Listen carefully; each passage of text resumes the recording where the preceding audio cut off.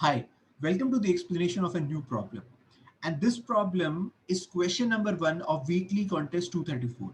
And the question was, I have to find number of different integers in a string. So let me quickly explain you with the help of an example. For example, if the string given to you is ABC 123 CD 45, that means a part of your string has alphanumeric characters, a part of your string has alphabets, and part of your string has digits. Now you have to only focus on integers, right? And you have to count the number of unique integers. So over here I have 123 and 45. So my answer would be 2. There are two unique integers. Okay. Then there might be one other test case where I have 123, then CD, then 45, then E 123. Over here, the count of unique integers is again 2, right? 123 and 45. Let me take another example. So it may happen that I have 00123 and CD 0123 and E 123. In this given string as well, I have only one unique string. I have to ignore initial zeros. So this is also 123, this integer is also 123, this integer is also 123, and this integer is also 123. Okay, so this is the question which is given to us. Now let's talk about how we will solve this problem. So the approach that I'll apply is very simple because the constraints that are given to me in this question are very simple. The constraints that are given to us is that the input string can be at most of length 1000. That means I can traverse through that string and then I can solve this problem. So now what I'll do is, if I have been given this kind of a string, now what I'll do is I will ignore two kind of characters. One is the alphabetical characters and other is these kind of characters, right? These zeros characters. I'll only start and I'll focus on integers that are starting with non-zero digit. So over here, I'll focus on this 123, right? And I'll keep an ordered set as well. I'll only focus on integers which are starting with non-zero digit. And once I get that integer starting with a non-zero digit, I'll populate them into my unordered set. And after the complete traversal, I'll return the size of the unordered set. This is the approach that I'll use. Okay. So let us move ahead. This is a simple problem. Let's move ahead to understand the implementation of this problem.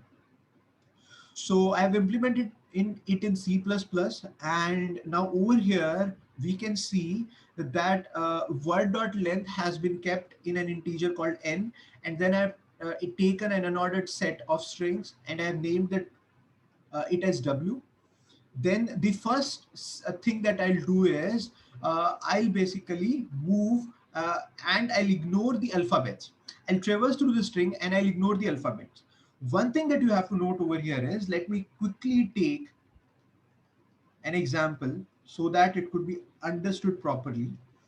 One thing that you have to understood is I am moving from A till this part. Then I'll start from C till 120.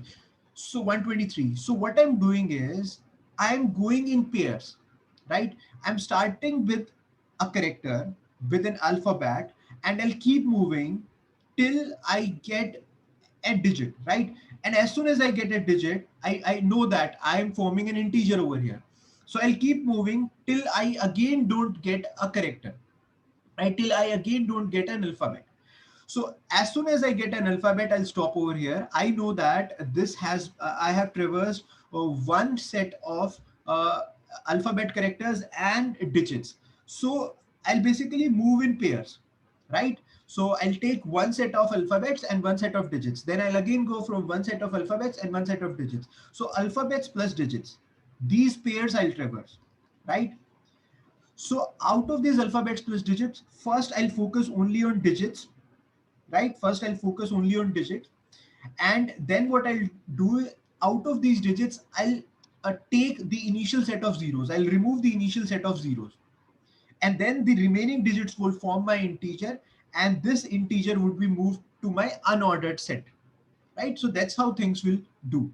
So I'll move in alphabets plus digits pair, and in digits I'll only focus, I'll remove the first zeros. Okay, so now let's see how it has been implemented. So over here you can see that the first thing that I'm doing over here is, this is, I'm traversing through the alphabets, right? Till my is digit word of I is equal to false, I'm just moving ahead, I'm ignoring my alphabets. So after my alphabets have been ignored, now comes the digits.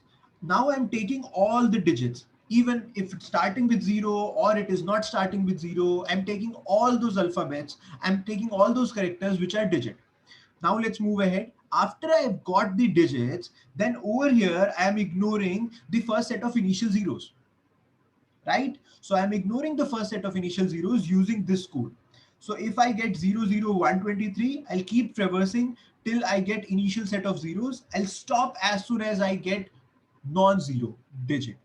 And then with the help of this substring function, I'll take the integer which started with non-zero digit, and I'll add it into the ordered set, unordered set.